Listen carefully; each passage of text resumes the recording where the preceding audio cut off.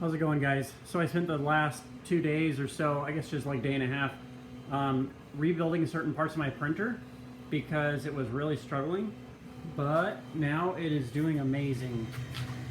It's printing super precise. It might be the most precise it's actually ever even been. Let's see. Just going out good. Might be kind of hard to see that. It's a little difficult to see, especially to compare it against my other prints, but there we go. This is a bracket for a battery. It's a battery holder, the ones that I'm selling on eBay, and the edges are just really nice and straight. You can tell it's not, I don't know, it's a lot better than it was before.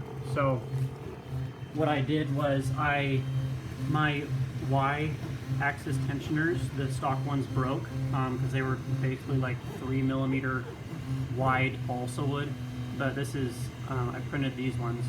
They're just replacements. They look exactly the same as the original. In fact, I just had to find an original file on Thingiverse, and I had to edit it a little bit.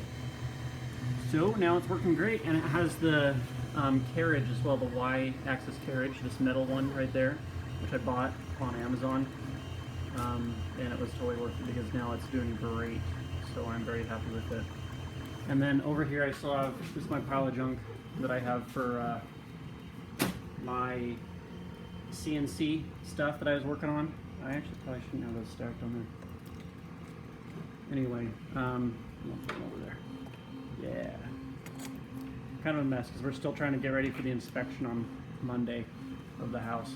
So that's what's going on right now with the 3D printer. Thanks for watching the video. I'll do a little more detail about how I guess once I get focusing on this again this next week, I'll make some videos about that. So make sure you hit the subscribe button and the like, and we'll see you in the next one.